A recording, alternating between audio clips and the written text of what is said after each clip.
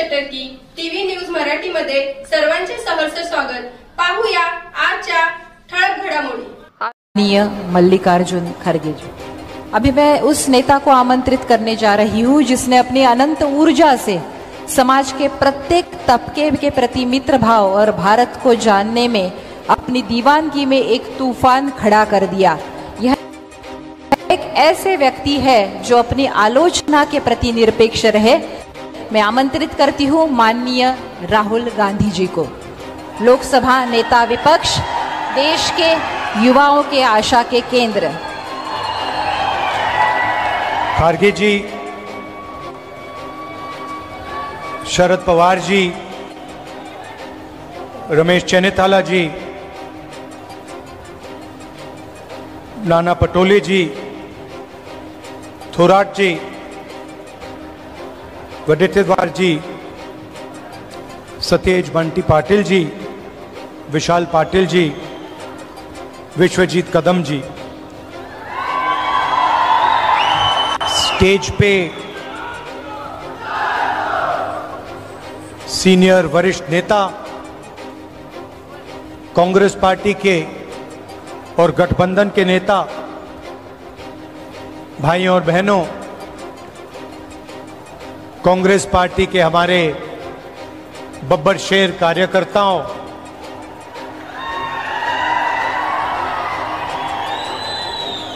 आपने सबको डरा रखा है, बीजेपी वालों को,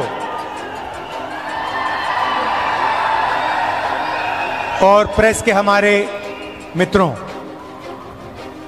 आप सबका यहां बहुत बहुत स्वागत, नमस्कार। आज यहां आकर मुझे बहुत खुशी हो रही है। कदम जी की याद में हम यहां आए हैं। उन्होंने अपनी पूरी जिंदगी कांग्रेस पार्टी को, महाराष्ट्र को, देश को दी, विकास का काम किया, शिक्षा का काम किया और कांग्रेस पार्टी के साथ पूरे दिल से पूरी जिंदगी भर वो खड़े रहे। जब इंदिरा गांधी जी चुनाव हारी थी तब भी कदम जी उनके साथ थे। 2 बजे रात को उनकी मीटिंग ऑर्गेनाइज की थी, 2 बजे रात को पब्लिक मीटिंग ऑर्गेनाइज की थी। तो आज हम उनकी याद करते हैं। महाराष्ट्र प्रोग्रेसिव स्टेट है। अलग अलग लोगों ने यहां पर प्रोग्रेसिव काम किया, जनता को एक साथ लेकर इंस्पायर किया, और वो लोग महाराष्ट्र को रास्ता दिखाते हैं। बहुत लंबी लिस्ट है। शिवाजी महाराज जी, शाहू महाराज जी, फूले जी, अंबेडकर जी, इन सब ने महाराष्ट्र को नहीं मगर पूरे देश को जीने का तरीका, प्रगति और इंस्पिरेशन दिया। और मैंने खड़गे जी से आज कहा, कांग्रेस प्रेसिडेंट है तो अंदर की बात आपको बताता हूं। हम जैसे ही लैंड किए तो मैंने खड़गे जी से कहा कि खड़गे जी, मैंने एक बात नोटिस की है। तो उन्होंने कहा क्या? मैंने कहा मैं आपके साथ कर्नाटक जाता हूं तो आप बहुत खुश हो जाते हो। जैसे ही आप जहाज से उतरते हो चेहरे पे मुस्कान होती है। मगर मैंने एक और बात देखी है, जब आप महाराष्ट्र आते हो तब भी आप बड़े खुश होते हो, आपके चेहरे पे मुस्कान होती है। तो 1 सेकंड में उन्होंने जवाब दिया, राहुल, महाराष्ट्र में कांग्रेस पार्टी की विचारधारा बहुत गहरी घुसी हुई है, इसलिए जब मैं यहां आता हूं मुझे खुशी होती है। यहां पे विचारधारा कांग्रेस की है, अंबेडकर जी की है, शिवाजी महाराज, फूले जी की है, और इसीलिए मुझे यहां आकर उतनी ही खुशी होती है जितनी मुझे कर्नाटक में जाकर होती है। और यही मेरी फीलिंग है।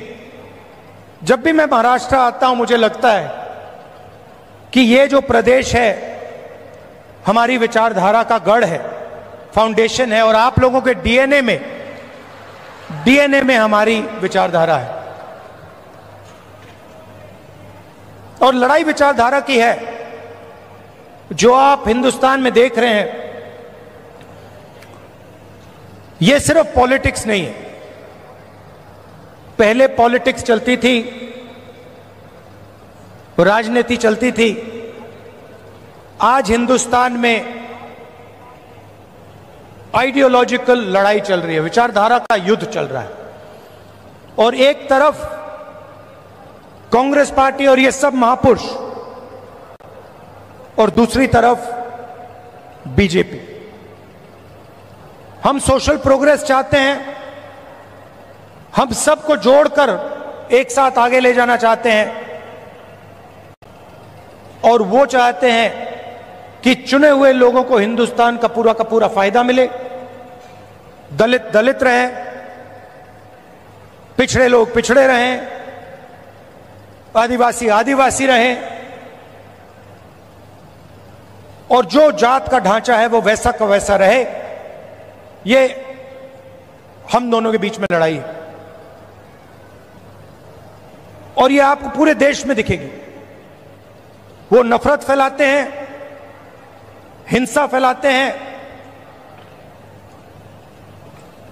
एक धर्म को दूसरे धर्म से लड़ाते हैं, एक जात को दूसरी जात से लड़ाते हैं, एक भाषा को दूसरी भाषा से लड़ाते हैं। मणिपुर देखिए, पहली बार हिंदुस्तान की हिस्ट्री में सिविल वॉर जैसा माहौल बना हुआ है, मगर आज तक 1.5 साल हो गया, आज तक हिंदुस्तान के प्रधानमंत्री मणिपुर नहीं गए, जा ही नहीं सकते,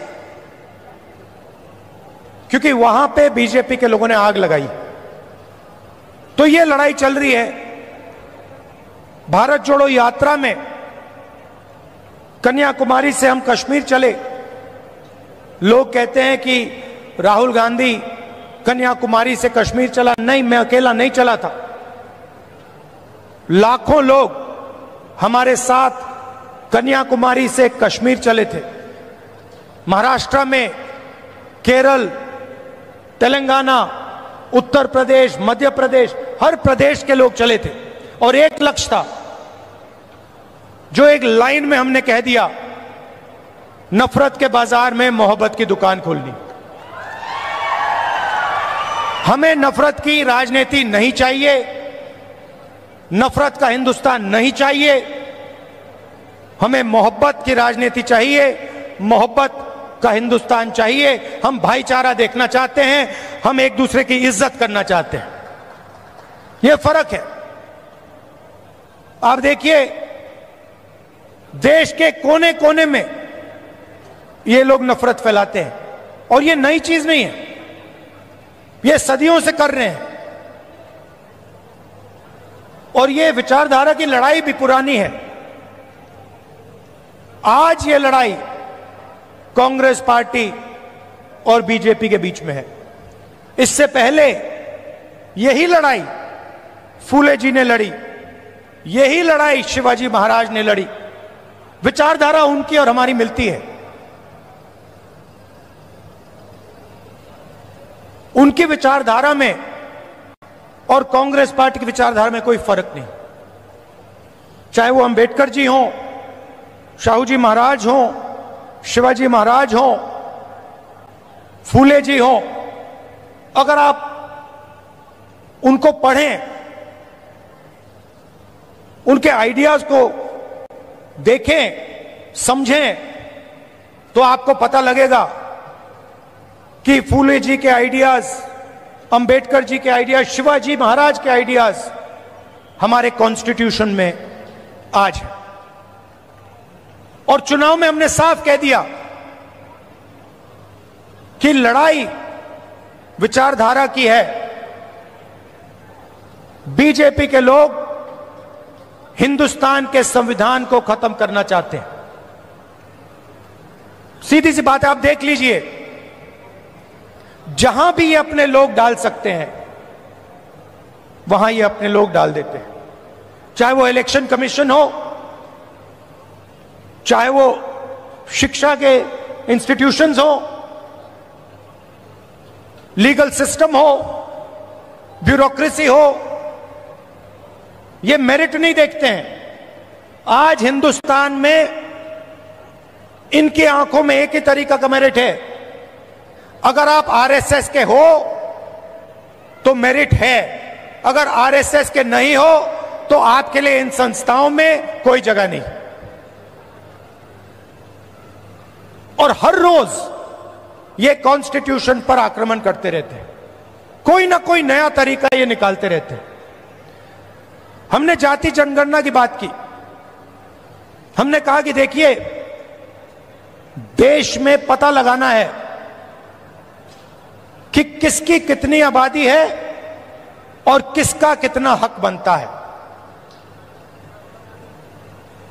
मैंने कुछ गलत बोला? सही बोला ना कि यह पता लगाना है, अलग अलग वर्ग के लोग हैं, ये कितने हैं, इनकी आबादी कितनी है और इनका हक क्या है और कौन सी संस्थाओं में इनके लोग हैं। एक प्रकार से हम स्नैपशॉट लेना चाहते हैं कि हिंदुस्तान में आज क्या हालात है। बीजेपी के लोग एकदम कहते हैं नहीं। हमने दबाव डाला, न्याय यात्रा की, और पहले ये सारे के सारे लोग कहते थे कि जाति जनगणना के हम खिलाफ हैं। आरएसएस के लोग कहते थे, बीजेपी के लोग कहते थे, इनके नेताओं के बयान हर रोज आते थे कि जाति जनगणना नहीं होना चाहिए। हमने दबाव डाला और कुछ दिन पहले कंफ्यूजन में आरएसएस कहती है कि हां, जाति जनगणना जरूरी है। अगर आप आज कह रहे हो कि जाति जनगणना जरूरी है, तो पिछले 6 महीने में आप क्या कह रहे थे? मैं आपको बता रहा हूं, पार्लियामेंट में हमने कहा है, पार्लियामेंट के फ्लोर में, लोकसभा में मैंने कहा है, कुछ भी हो जाए, जाति जनगणना करवाएगी कांग्रेस पार्टी, करवाएगी, हमारा गठबंधन करवाएगा।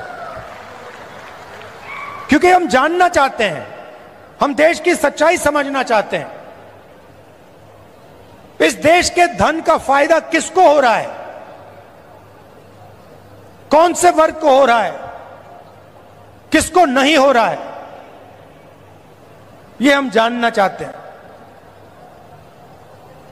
और यह हम काम करवा के दिखाएंगे। भाइयों और बहनों, आज हमने कदम जी की मूर्ति का उद्घाटन किया और जब मैं वहां था, मैं सोच रहा था कि कदम जी ने 60 साल आपके साथ काम किया, ट्रांसपेरेंसी के साथ, मोहब्बत के साथ उन्होंने काम किया, ईमानदारी के साथ उन्होंने काम किया। 60 साल में उन्होंने आपसे कभी माफी नहीं मांगी। क्यों नहीं मांगी? क्योंकि जरूरत नहीं पड़ी। यह सच्चाई है। माफी जो ही वही मांगता है जो गलत काम करता है। जिसने गलती ही नहीं की, उसको माफी किस चीज की मांगनी है? यहां कुछ ही दिन पहले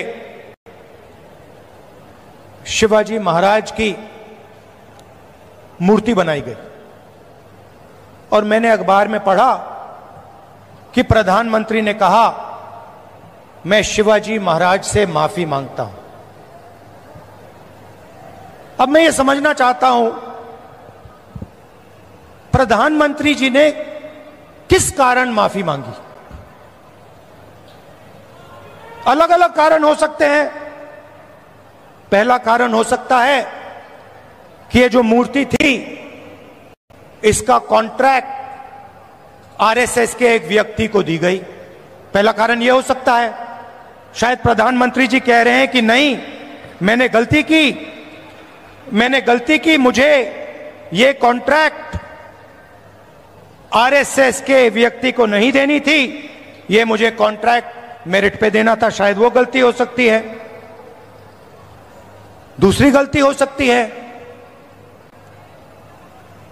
कि मूर्ति के बनने में भ्रष्टाचार हुआ, चोरी हुई। शायद प्रधानमंत्री इसके लिए माफी मांग रहे हैं कि मैंने जिसको कॉन्ट्रैक्ट दिलवाया उसने भ्रष्टाचार किया, महाराष्ट्र के लोगों से चोरी की। यह कारण हो सकता है। तीसरा कारण हो सकता है कि आपने शिवाजी महाराज की मूर्ति बनाई, उनकी याद में आपने मूर्ति बनाई और आपने इतना भी ध्यान नहीं दिया कि वो मूर्ति खड़ी रहे। मैं आपको गारंटी देता हूं, कदम जी की जो मूर्ति बनी है ना, आप यहां 50, 60, 70 साल बाद आ जाइए, यहां आपको दिखेगी।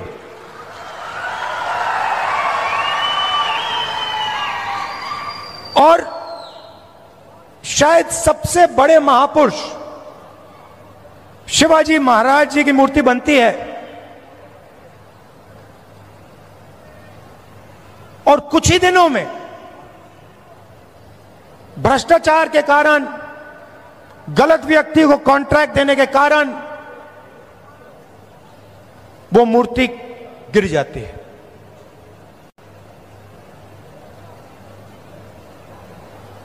शिवाजी महाराज का अपमान किया है और प्रधानमंत्री को सिर्फ शिवाजी महाराज से माफी नहीं मांगनी चाहिए।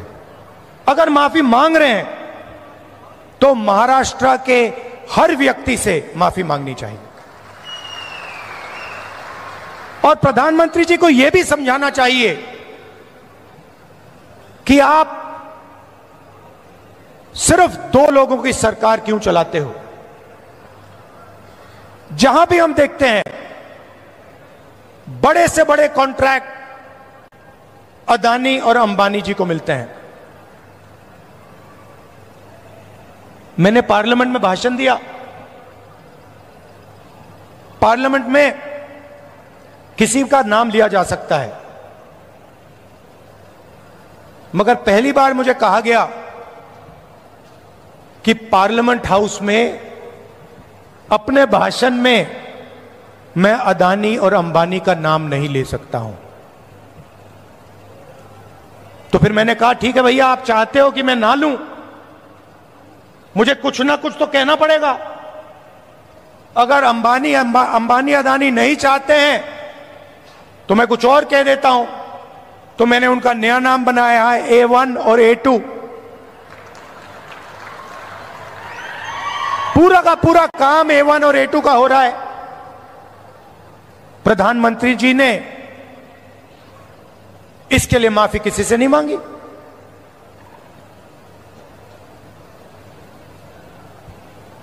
काले कानून आए, किसानों से उनका हक छीनने वाले कानून, 700 किसान शहीद हुए। हमने पार्लियामेंट में कहा कि 2 मिनट इनके लिए मौन रखा जाए। हमें कहा जाता है नहीं, ये शहीद नहीं है।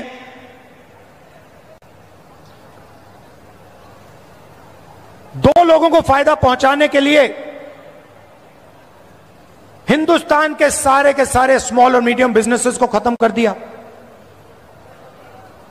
जो लोग इस देश को रोजगार देते हैं, उनको नोटबंदी से, गलत जीएसटी से आपने खत्म कर दिया। अरबपतियों का रास्ता खोलने के लिए उनसे भी आप माफी मांगिए, नोटबंदी की माफी मांगिए, गलत जीएसटी की माफी मांगिए। और नतीजा क्या है कि आज अगर युवा रोजगार चाहता है, सिर्फ महाराष्ट्र में नहीं, पूरे देश में कहीं भी अगर रोजगार चाहता है, उसे रोजगार नहीं मिल सकता। क्यों? क्योंकि जो कंपनियां उसे रोजगार देती थी, जो छोटी कंपनी थी, मिडिल साइज कंपनी थी, वो सब बंद हो गई, खत्म हो गई। भाइयों और बहनों, अंबानी और अदानी इस देश को रोजगार नहीं दे सकते हैं। रोजगार कौन दे सकता है?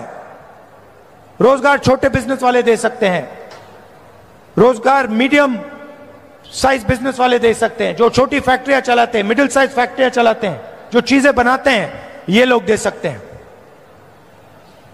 आज हिंदुस्तान में नया मॉडल है, चाइना का माल आता है, वही 10-12 अरबपति उस माल को बेचते हैं। आप मोबाइल फोन के पीछे देख लीजिए मेड इन चाइना, शर्ट के पीछे देख लीजिए मेड इन बांग्लादेश, जूते के नीचे देखिए made in Vietnam, made in Maharashtra, made in India, आपको कहीं नहीं दिख सकता। और ये सारा का सारा माल ये अरबपति बेचते हैं। नुकसान किसका होता है? हिंदुस्तान के युवाओं का होता है। हिंदुस्तान के जो छोटे बिजनेस हैं, मिडिल साइज बिजनेस हैं, जो चाइना का मुकाबला कर सकते हैं, उनका होता है। फायदा किसका होता है?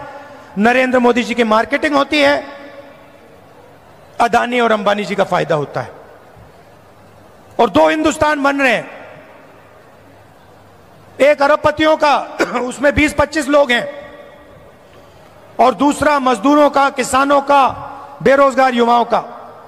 भाइयों और बहनों, 16 लाख करोड़ रुपए, 16 लाख करोड़ रुपए नरेंद्र मोदी जी ने इन 20-25 लोगों का कर्जा माफ किया है। किसानों का आज तक कर्जा माफ नहीं किया है। हमने 70,000 करोड़ रुपए किया था जब हमारी सरकार थी। आप सोचो, 70,000 करोड़ रुपए से हिंदुस्तान के सारे किसानों का कर्जा माफ किया था। इन्होंने 16 लाख करोड़ रुपए 22-25 लोगों को दिया है। यह हमारी लड़ाई है। हम चाहते हैं कि एक हिंदुस्तान हो। अगर बैंक के दरवाजे अरबपतियों के लिए खुले हैं, तो बैंक के दरवाजे किसानों के लिए, मजदूरों के लिए, युवाओं के लिए खुले होने चाहिए। अगर उनका 16 लाख करोड़ रुपए माफ हो रहा है, तो फिर गरीबों का भी 16 लाख करोड़ रुपए माफ होना चाहिए। और अगर गरीबों का 16 लाख करोड़ रुपए माफ नहीं हो रहा है, तो फिर उनका नहीं होना चाहिए। हम सिर्फ न्याय की बात कर रहे हैं। और यही लड़ाई महाराष्ट्र में है। आप यहां का इंफ्रास्ट्रक्चर देखिए, बेरोजगारी देखिए, हर एरिया में आपको भ्रष्टाचार दिखेगा। जहां भी आप देखोगे सड़क बनती है, भ्रष्टाचार, सरकारी भ्रष्टाचार से बनी है, सरकारी चोरी करके बनी है, सरकारी एमएलएस को पैसा बन के दे के बनी है। ये बीजेपी की सरकार नहीं है, ये आपकी सरकार थी। इसको तोड़कर चोरी करके ले गए ये लोग। तो जहां भी आप देखोगे आपको भ्रष्टाचार मिलेगा। बाहर के लोग यहां आकर आपके कॉन्ट्रैक्ट ले जाते हैं, दूसरे स्टेट के लोग यहां आकर आपसे कॉन्ट्रैक्ट छीन जाते हैं। ये हम बदलना चाहते हैं। और मैं जानता हूं कि आप सब कांग्रेस पार्टी के कार्यकर्ता, मोहब्बत की दुकान वाले कार्यकर्ता, बब्बर शेर, मैं जानता हूं कि यहां पे आप महाराष्ट्र की सरकार लाने जा रहे हो। अपना खून पसीना देकर महाराष्ट्र की जनता की सरकार, किसानों की सरकार, बेरोजगार युवाओं की, मजदूरों की सरकार, हर वर्ग की सरकार आप लाने जा रहे हो। जहां भी आपको मेरी जरूरत होगी मैं आ जाऊंगा। आपको सिर्फ ऑर्डर देना है कि राहुल आपको यहां आना है, यहां आना है, यहां आना है, मैं हाजिर हो जाऊंगा। अंत में मैं आप सबको दिल से धन्यवाद देता हूं कि आप यहां आए, इतने प्यार से आपने मेरी बात सुनी। धन्यवाद, नमस्कार, जय हिंद। पुढील बातम्या पाहण्यासाठी आपले चॅनल लाईक आणि सबस्क्राईब करा व बेल आयकॉन दाबायला विसरू नका।